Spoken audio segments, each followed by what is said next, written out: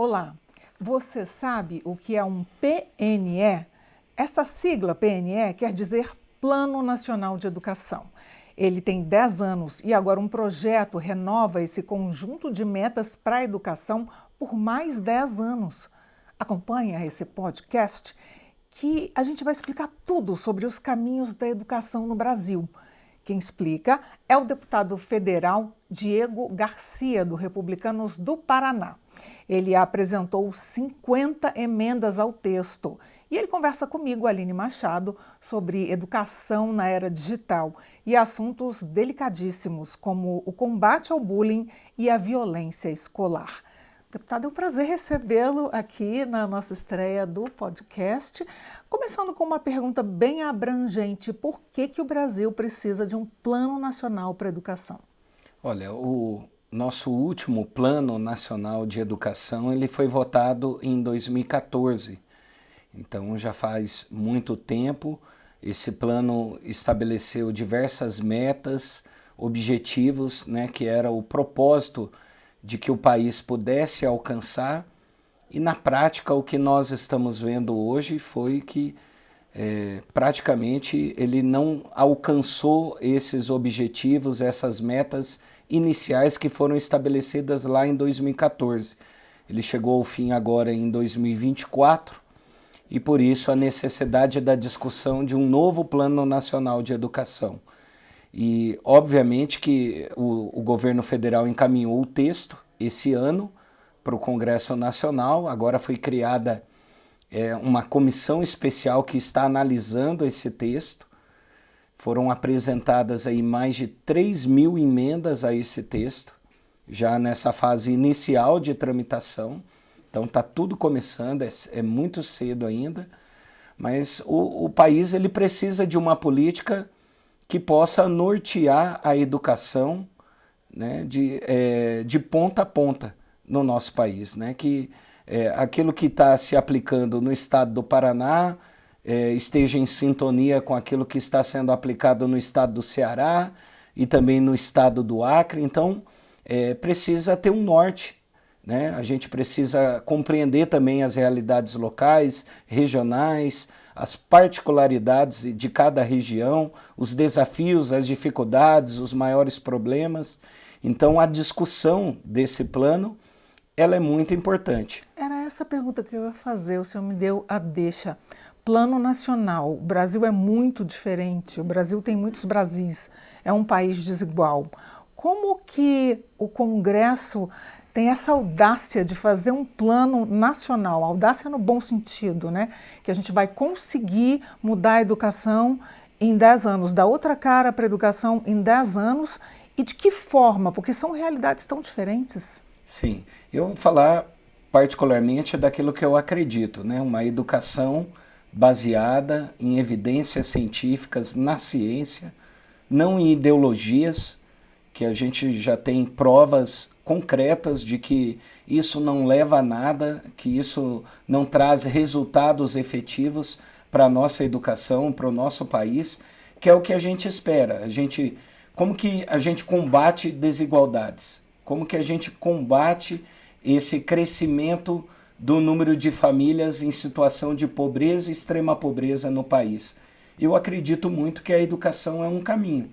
Quando a gente começa já nas fases iniciais da formação das crianças e tem condições de oferecer a elas uma educação de qualidade, que elas sejam alfabetizadas no tempo correto, tudo isso a gente pode estar escrevendo o final da história de cada uma dessas crianças com um final diferente daquilo que, se elas seguissem aquele ciclo natural por conta, muitas vezes, da pobreza, das desigualdades, elas poderiam ter um final desastroso.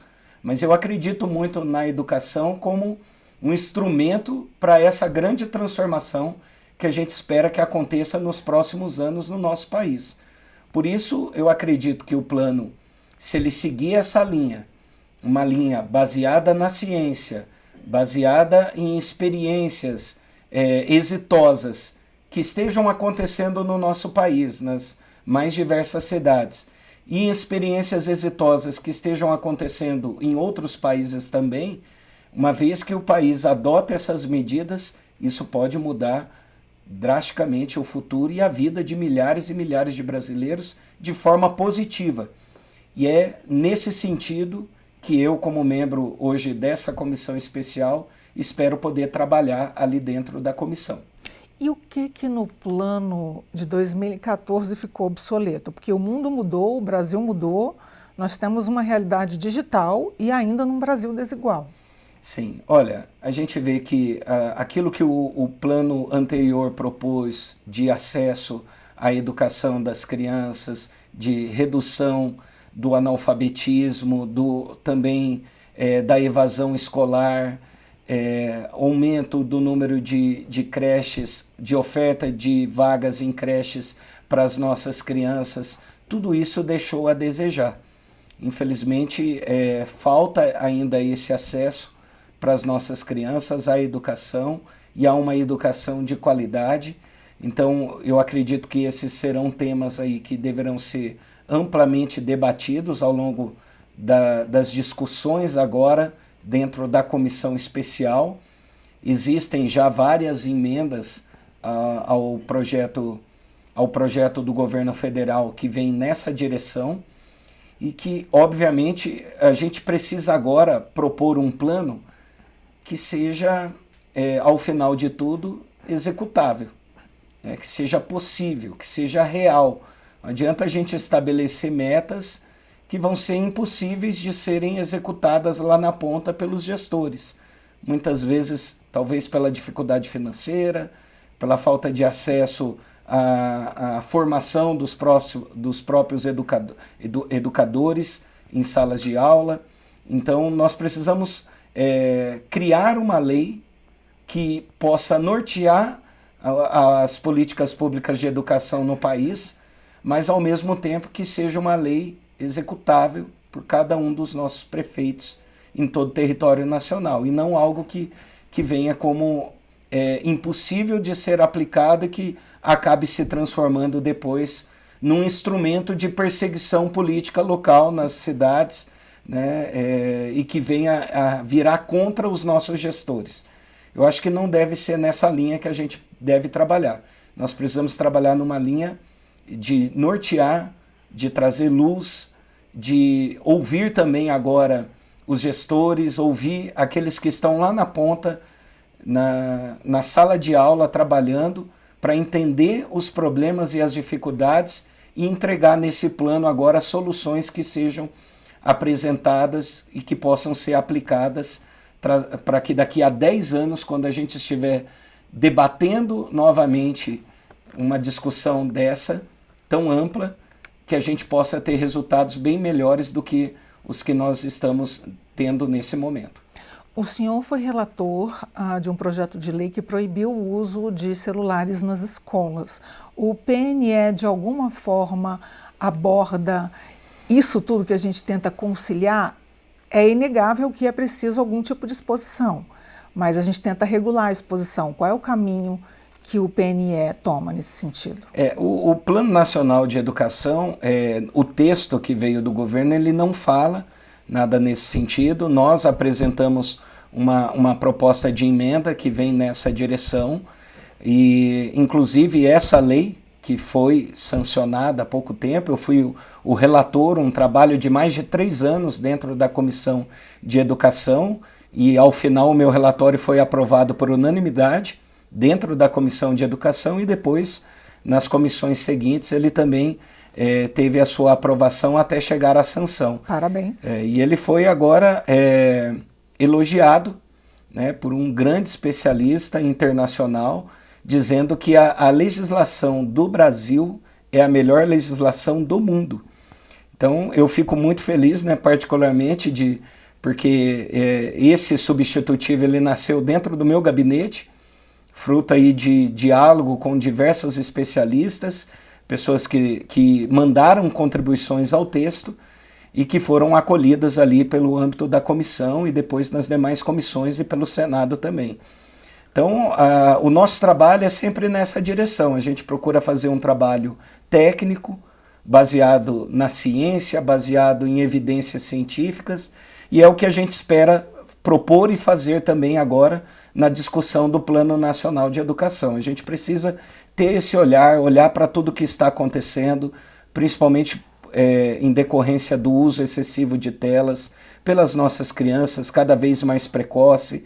Isso está trazendo impactos à saúde física, emocional, a camuflagem de alguns transtornos, está trazendo inúmeros problemas, situações de depressão, automutilação, suicídio.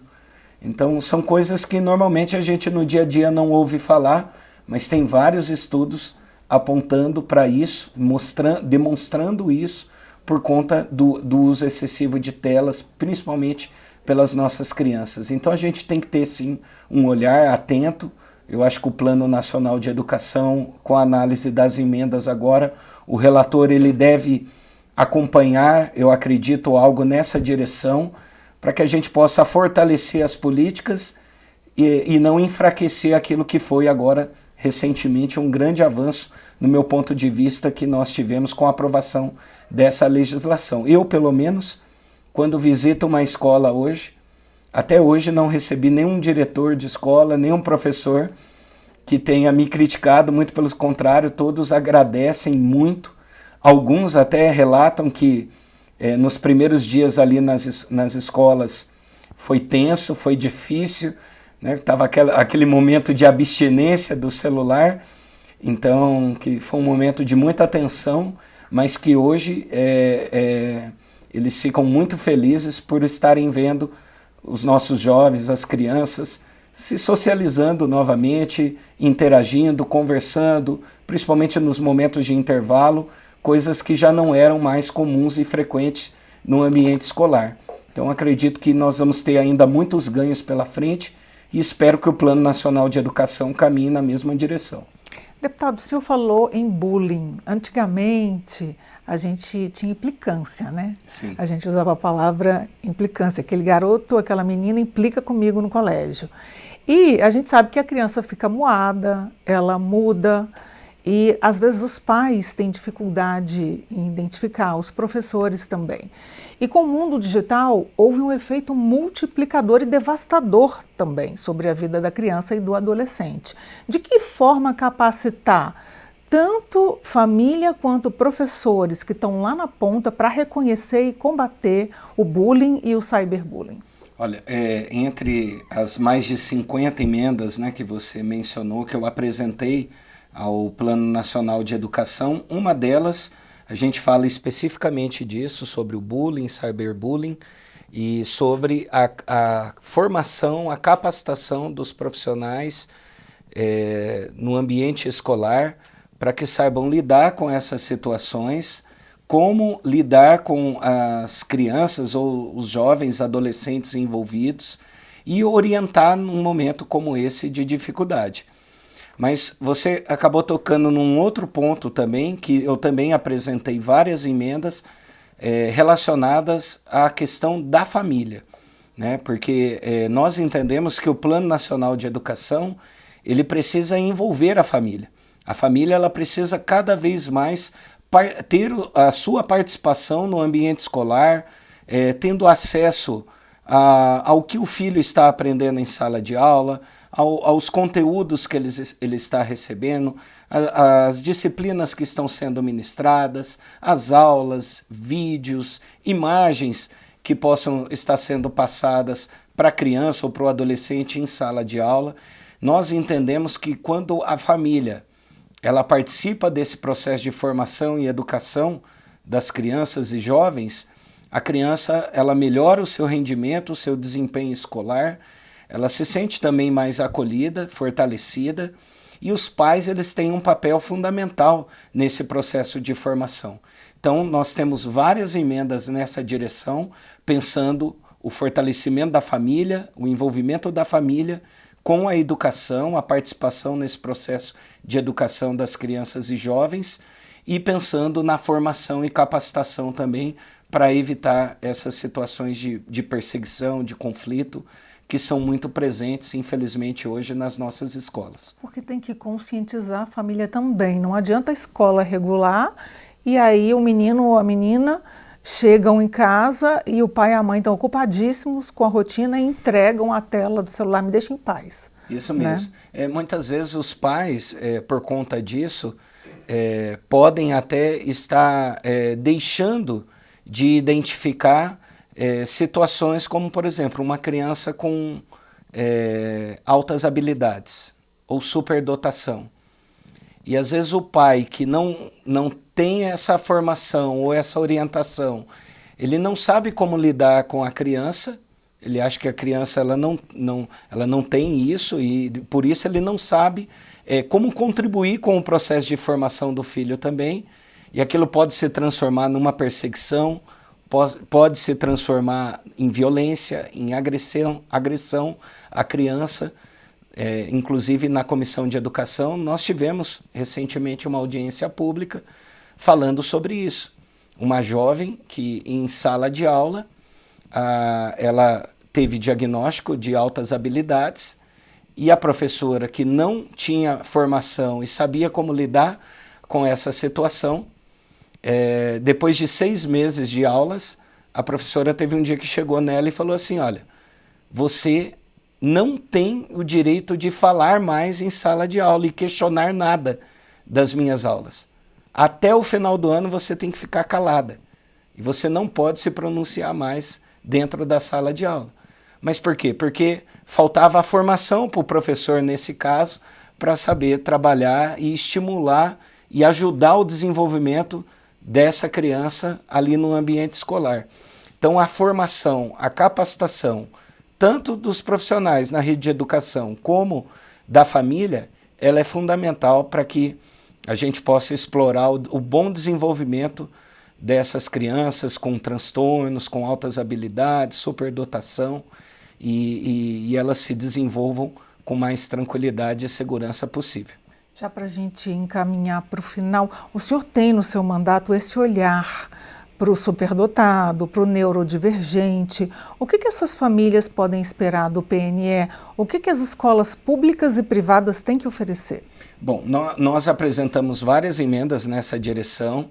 Nós vamos, inclusive, estar divulgando, né, essas emendas pelas nossas redes sociais. As pessoas podem nos procurar também pelas redes sociais, interagir, encaminhar sugestões, né, para que a gente possa aprimorar e melhorar o texto, junto, é claro, do relator da matéria, que nesse caso é o deputado Moses Rodrigues, mas tem várias emendas já de minha autoria apresentadas que vêm nessa direção.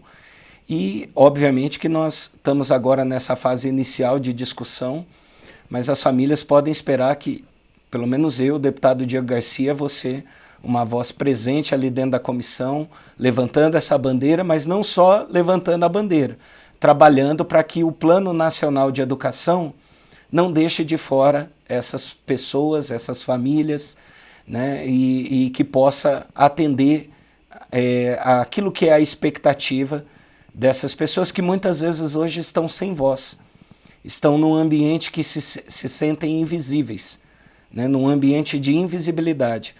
E nós precisamos dar a elas a visibilidade que elas tanto necessitam para que elas sejam reconhecidas, se sintam amadas, se sintam estimuladas no ambiente escolar e tenham a vontade de permanecer no ambiente escolar. Quando isso não acontece, faz com que aumente a evasão escolar, são pessoas que saem da escola de forma precocemente, justamente por não ter um estímulo, por alguém não ter orientado ou não estar capacitado e formado para levar essa criança ao melhor do seu desempenho e desenvolvimento dentro da escola. Então a gente não quer isso, a gente espera que o Brasil possa ter uma lei que seja inclusiva e que inclua de fato a todos e que não deixe ninguém de fora. Então, vamos trabalhar muito por isso. Deputado Diego Garcia, do Republicanos do Paraná, muito obrigada pela conversa. Obrigado, eu que agradeço. E você que nos acompanhou, obrigada sempre pela companhia. Você nos assiste pelo YouTube. Deixe seu like e compartilhe o episódio. Já se você está ouvindo pelo Spotify, avalie o canal e envie este episódio para os amigos. Obrigada, a gente se vê.